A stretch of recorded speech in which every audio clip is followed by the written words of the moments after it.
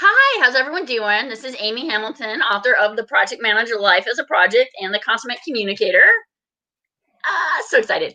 And I am here with Sabi, and Sabi is in the Netherlands. So I am super excited. This is an international book festival, and Sabi's book is not out yet. So I'm not able to hold it up and touch it like I am some of the other books. Instead, we're going to talk about Sabi's launch, which is going to be next month. And his book is titled, What is Your Plan B? So, Sabi, could you tell us what inspired you to write this book? It's what's your plan B?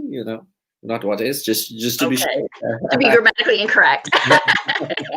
You're very protective of your code creation. Uh, No, you should be. So thank you. pleasure. Sorry, can you repeat your question one more time? What inspired you to write this book? Well, it's been idea that was in my head for a long time. I started working in 2007. My first job was at the infamous Lehman Brothers, and within 1 year, it went bankrupt. And kind of saw how what it does to all the employees who have no plan B, who are completely unprepared, and who are used to a certain degree of lifestyle and affluence because of the job and the career they were in. And suddenly they all had to find jobs, and they were completely shocked. Even I was one of them. I was like, I didn't know where to start, because this just hit us all of a sudden. And since 2008, I mean, crisis and adversity is not uncommon. I mean, we haven't seen it to the magnitude like 2020, but it was there. And last year, I spoke to a lady once by random chat, and she told me that she was somewhere in her late 50s. And she told me that she and her husband worked in the same company for over 30 years, and he got fired last year. And now he was not young enough to find a new job and not old enough to go on pension. So, and he didn't know what to do, because he has worked for one employer all his life. He thought he's going to retire from here. And he kind of he's never really made a resume, even didn't even have any plan B whatsoever.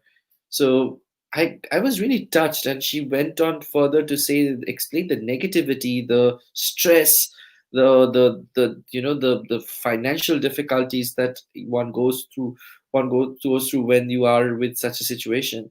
Made me really realize that this is a topic I want to research more. I started researching more. First, I wanted to do a speech. Then I thought I'll write a blog. And then I started talking to more and more people. So I spoke to around 25 people, interviewed them from various fields who've gone through career turbulence or have seen it in their life. I mean, if you're older than 2008, you've seen some turbulence or the other in your life. And it became so interesting that at some point I thought in 2019, you know what, I'm going to do a book about this. That was the starting point. So I think it's a very timely topic right now because of COVID. So Mhm. COVID has really changed so much for people. And so like when you look at the concept of a plan B and then you look at how COVID has changed people's life, has it impacted your writing at all? Yes, absolutely. I did take COVID into an account. The only thing I can't is we have not yet, we don't know how we are going to come out of this jackpot called COVID-19, and what are going to be the chain effects of this devastating crisis. So that's one thing I do not know. But there are things like the anxiety that people have when they are caught unprepared. So there is one part in my book where I emphasize on the need to be prepared for a crisis. You need to be aware that there's something can go wrong any moment, and you can. I'm not telling you to be anxious, but have a backup. So I explain, when people have a plan B, they are quite steady, and when adversity hits them, they take it on the stride. They chill for a bit, and they don't react. Whereas people who do not have a plan B, like, panic, and they do all kind of crazy, stupid thing. And I have tried to plot it graphically. And in that zone where I see the people without plan B reacting fanatically, I call it the toilet paper zone. You know why it is called the toilet paper zone? Because it is symbolic of our lack of prepared preparation, lack of understanding that there is a crisis coming, and anxiety, stress, and the need to hoard things. So that's what we also do in our career choices. When you suddenly get fired or your company goes bankrupt, you kind of panic. You call 20 people. You lose that confidence. You lose that zing. You lose that employability because you end up cribbing, complaining, or pushing too hard. As a result, things even go even further south. So among along with that, there is a mention of black swan events in my book, like when there are events like COVID-19 or something. How do you handle such events? How do you identify it, and how can you be prepared even in a small way for these kind of black swan events, because they come unannounced, they come suddenly, and of course you can prepare as much as you want, but things do go wrong, and preparation is the only way to go. You bring up such a good point, Sabi, because as you're aware, I'm also an author, Mhm. and I wrote 2 books: A Project Manager Life is a Project, and then The Consummate Communicator. So The Consummate Communicator was supposed to launch in May, and it was going to be on my 3-year book anniversary for the first book. Yeah. And then COVID came along, and Yeah. so I discussed with my agent. We're like, oh, we're just going to push it back a couple months. And then we're going to push back a couple months. And so then finally last month, we're like, okay, we're just going to launch this book and we're going to see what happens. And then in all these author forums, it was these questions about, what are you doing to promote your book? What are you doing? What is your plan B really? You envision you're going to be on this stage with 1,000 people in the audience, and you're going to be like, and here is, and none of that's going on now. We're What sitting life? here in our houses, Yeah. and we're like, how are we going to communicate? So Yeah. in these forums, I said, okay, I'm going to, I kept saying, let's do something. And I was like, I guess I'm that person. So now we're doing 24 authors in 12 hours, which is really super exciting. Yeah. And I already have an event lined up for November 11th, and another event that will be in December. So out of this, I'm like spawning 2 more events, and I have authors just coming to me all the time. And it's truly like a phenomenal experience in this Oh, authors helping authors realm. absolutely. So for somebody who's developing plan B, how do you get that inspiration? How do you get that spark for your next idea? For the next book idea, or this idea? For whatever it is your plan B should be. I think it varies from person to person. I think some love like listening to podcasts and stuff. Uh, or what mine is always meeting people. I mean, that's my biggest source of inspiration. I mean, people have power to inspire you, make you happy. Like the other day when I was speaking to you for the rehearsal, you said something so beautiful that made me change how I was thinking about my book launch. You said, and I'm paraphrasing, that we lost out on the stage, but we got a global audience in terms of book launch, because now we're doing it through Zoom. Everybody from the world can dial in. And I thought that was so profound. And that I was here complaining, feeling sad that, that dream of signing books and people standing in queue asking for your autograph and something personal is never going to happen. But the moment you gave me that's inspiration, I was like, wow, you know what, that's the good way of thinking about it.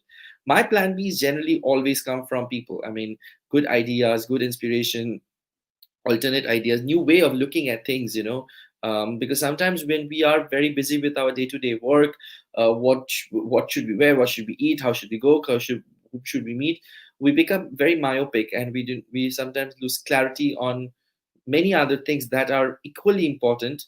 And but you never get the time to really think about it, and when you have such wonderful people around you who give you these ideas, inspiration, I think you get not just plan B's, but you also get amazing, inspiring ideas. Sabi, you really just touched me there. I'm like trying not to tear up on camera and everything. And I think that's a really important thing, is you don't know the words that you say, the words that you write, how they're Mhm. going to touch somebody. Absolutely.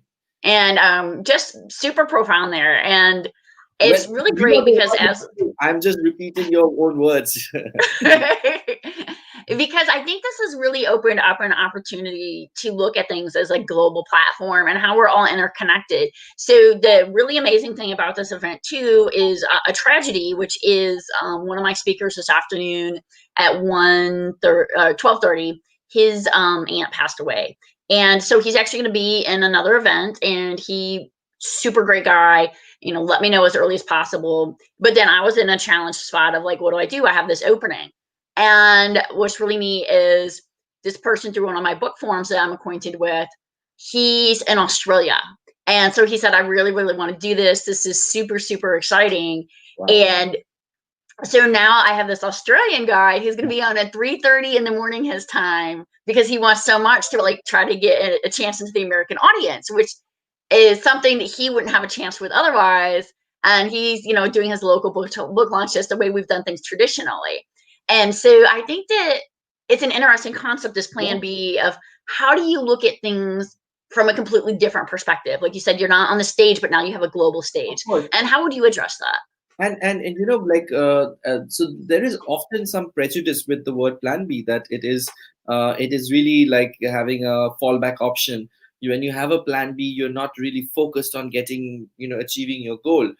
I actually beg to differ, and it's a very profound advice that I got from actually one of an event organizer where I was speaking in Lithuania, Rokas. He once called me and he said, "Sab, I think I have a great idea that can help your book," and we spoke about it, and we loved it, and it's in the book. So people always think in plan A and plan B, and that's not, I think, the right way of thinking about of it. The right way of thinking about it is having a master plan. And in our case, master plan is to finish our book and send on and spread our books to as many readers as possible, and be able to inspire them and help them in whatever predicament or situation they are in. So that is the master plan that we authors have. Now, what is the actionable plans to reach that master plan? Write the book, edit the book, have a good book cover, have a good launch, invite people, have some publicity around it so more and people know about it. But these actionable plans are often, some difficult because things change. Your editor can go sick. Your you can your laptop crashes. Everything you've written goes down the drain. Things can go wrong. COVID happens, you cannot do a live event. Now, for these small actionable plans, we should have a plan B, because they will go. Some things can go wrong, but when things go wrong in these actionable plans, they should not deter us from reaching that master plan of making our books available to as many readers as they would like to read. So that is how I look at a plan B and a master plan. And I think if you look at it that way, everything we do today or should do should have a master plan. Even whether you're writing a book or you are working in a company and have a mission to become the CEO, that's probably your master plan.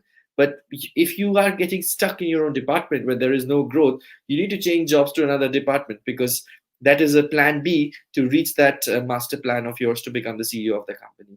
So that's my take on this plan B and plan A dilemma that people often have. So that's really interesting. It ties very well into the first book I wrote, The Project Manager, where it really talks about like, how do you take that project management? How do you use that planning? How do you apply it to your life? Because so often people are just like letting life happen.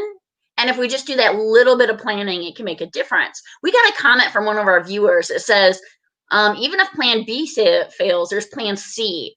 And that makes me think about like what we want to do. One of the things everybody talks about now is like have multiple streams of revenue. You don't want to only one source. And so not just plan B, but plan C. What do you think about that? I definitely think. I think in my book, I talk about having 4 different kinds of. So in the book, I have this anxiety pyramid. What are the things people are always scared of when they lose their job? So the first thing that petrifies people, the most fearful, is I don't have money. My resources are gone. That's like the biggest fear everybody has. Second one is I do not have the right skills to find another job or different career, or I do not have skills to change my career or do something else. Third is I don't know enough people who can help me, guide me, inspire me, or push me in that direction where I want to go. And the fourth is, I think that we all go through, I don't know what I want to do next. That's just, we all go through that. So these are the biggest fear, and I have tackled these ones by showing how you can have plan Bs to cover these anxieties. So, of course, with income, I always talk about having more than one source of income, and that does not mean only have two. You can have three or four.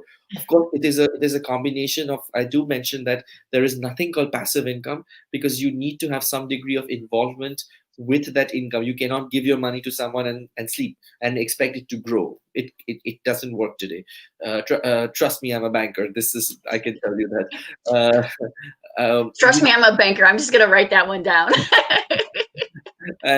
you need a certain degree of involvement, and that also takes away your energy, your time. So you shouldn't do it too much that you get into burnout. You're working 24 hours a day, but in a way that you still can have a balanced good life.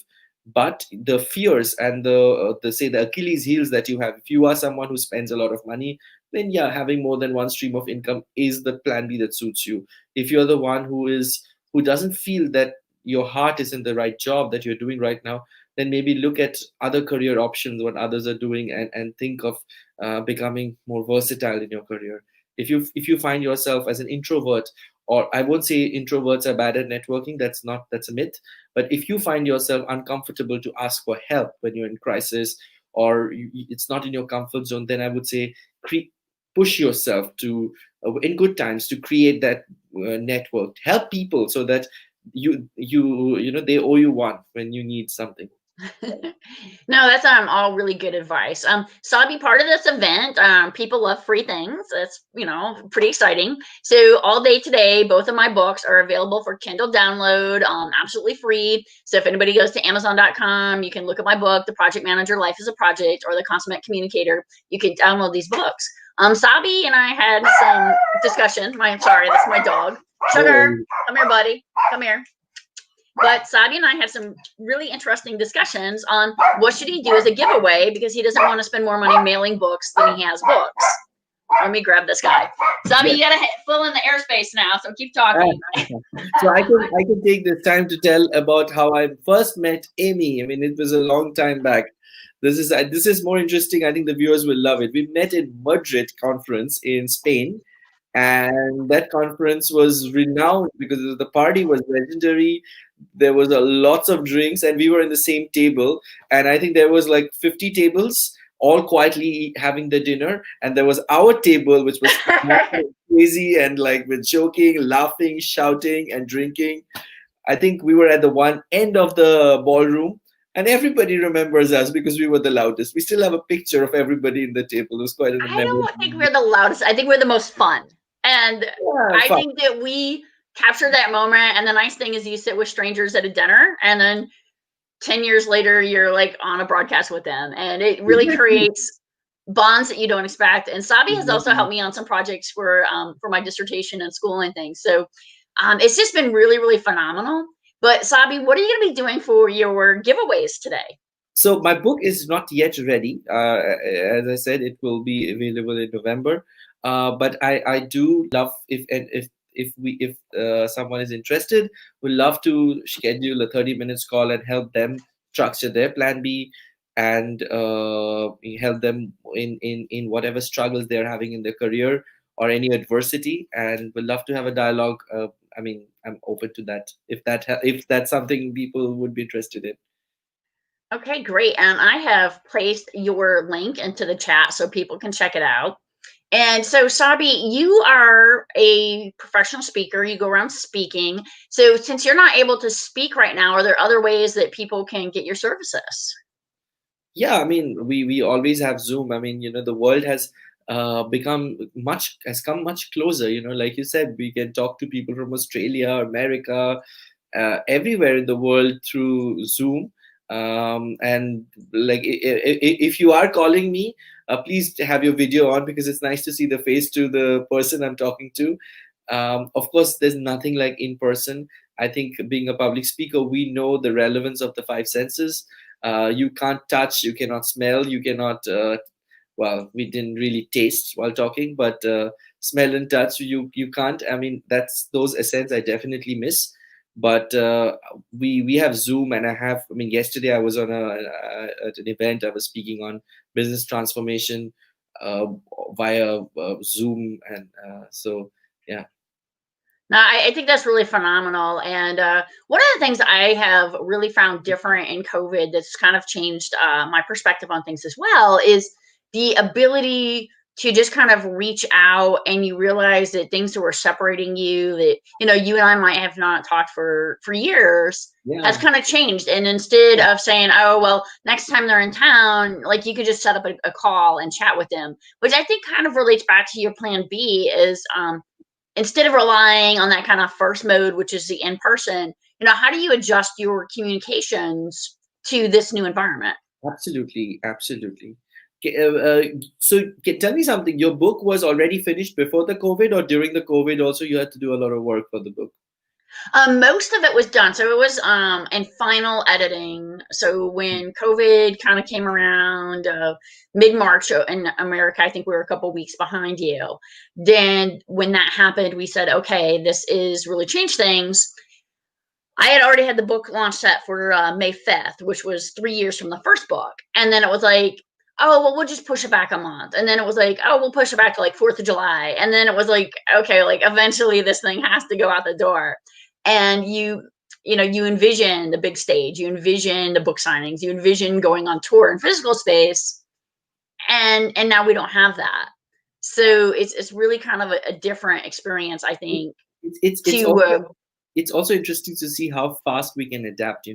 I think adapting to new ways is the only way we as humans can survive any crisis. I don't think uh, we will go back to that old normal in one go, if at all, because there's also a lot of benefits to that. This kind of thing, in the middle of the day you can have a event like this and then go back to work and then go to the gym, and you can do so much in one day because your commuting time has been taken off. And now with technology that can make us, uh, you know 20 years back we couldn't imagine, like, we would be looking at each other on screen and talking. I mean, today everything is possible.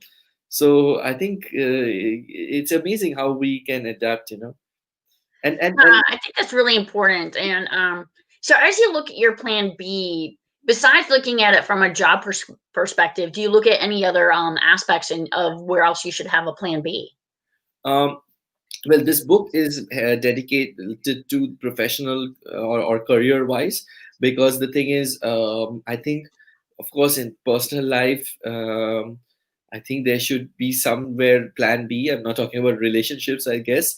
Um, but I think it is really more complex, when you handle a personal situation, human emotions. And I think I do not have the enough research material and expertise to talk about the personal plan Bs. I can talk about professional ones. Of course, they are quite interlinked. So there's a lot of stress that comes with a loss of job. It's not just money and stuff. The scare, the taboo, the fear, the anxiety, the helplessness. That definitely I have touched in the book. So I can help people when they're feeling at their nadir. However, if you have a fight in your family and your best friend is not talking to you, or I'm just throwing examples, those kind of scenarios I'm not handling right now. I think there are more suited people for topic on those topics. Now, you bring up some great points, and we have a speaker coming on later on, Sabrina Protek, Hmm. and she has a book titled Ageless. And she went through the difficult challenge, like you mentioned, about your friend who helped to inspire you, that she was let go from her position. She was a very senior, mature person. And so when this happens, she's kind of in this gap between the fact that she can't retire yet. At the same time, it's very, very difficult to break into the traditional workforce at an older age. So I think you're really hitting on something that happens to a lot of people and is probably really relevant during COVID as people are having layoffs and people are reducing the workforce. And for anybody who thinks age is a barrier to learning, let me tell you, I have a story. I'm going to give it away here, of a Japanese lady who, after retirement, I think she was an accountant or something. After retirement, found it very difficult to make her both ends meet. So she needed to look for a job. So she bought a computer to learn computer, and then at the age of something 80, she became the world oldest developer. and she has been like, she met the CEO of Apple, and she has done TEDx talks on how it feels to be a developer at the age of 80 who's creating like new business ideas and connecting small entrepreneurs and stuff through her app she's creating. I mean, it's incredible. I mean, one of the things I feel, we feel like, okay, I'm too old, I can't do this, is because you have to travel or learn something. There is no age to learning, and you can do so much just sitting on your couch. You just have to stay relevant, feel that you're versatile enough to make changes, and stay connected. So you have people that can support, help, and guide you, and then just have the confidence and go for it. Now, you bring up some really good points there about making sure that you're confident. Our next speaker is getting anxious, and he's also out there in Germany, or in Europe. So you're over in the Netherlands, he's in Germany. But I think that some people might think developing is like, oh, that's such a young person thing, I'm not going to do that. But it's very inspirational that somebody who's already in retirement would go ahead and say, I'm going to do this, I'm going to get out of this retirement, I'm going to become a developer. And people were probably telling her like, no, no, no, you're too old. And we're never too old.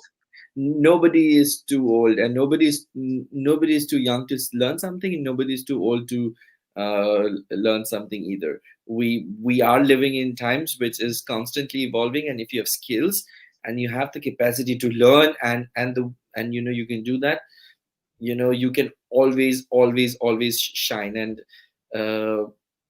this, like, it's only not it's only not possible when you think it's not possible. If you think it's possible, you can totally make it. I mean, sound like those motivational speakers who say this: if you believe you can do it, you can do it. But it's true. I mean, it's really on the mind. And also creating your own empire, and your plan Bs in good times. I mean, it is hard to create plan Bs when things are down, but that's why the good times are there. And if you sweat more during peacetime, you bleed less during wartime. So, Sabi, don't sell yourself short. You are a motivational speaker telling people some amazing things.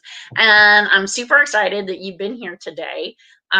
Once again, Sabi is here with his book that will be coming out. What day is it going to be launched in November? 12th of November. It's already in Amazon for pre-sales. So you can find it, I think, in Amazon. Okay, in Amazon for pre-sales. And so please tune in for the next broadcast, who is going to be Mel Kelly, who is Born in Ireland, Made in Germany is his book. It's going to be super exciting. And I really want to thank you, Sabi, coming to us all the way from the Netherlands. Are there any last words you want to leave for the audience? For a few words, actually, please give Mel my regards. Say hi to him. And I also want to thank you for inviting me, and also sharing that wisdom about having a global platform and really walking the talk. You are bringing speakers from all over the world. Writing a book is a painful, lonely process, but to know that you're not alone, and there are 24 such people who have gone through this path and are smiling and happily sharing their stories with this amazing author that right on the screen, that's Amy, is really makes all the bittersweet memory of this process worth it. So thank you for making us part of your journey, and thank you for making a community of authors. So really grateful to you for doing this brilliant idea. Like always, like your books, like your idea, you always set trends. So thank you for doing that. Thank you, Sabi. You have a wonderful day. Wish you the same. Have a good day. Bye.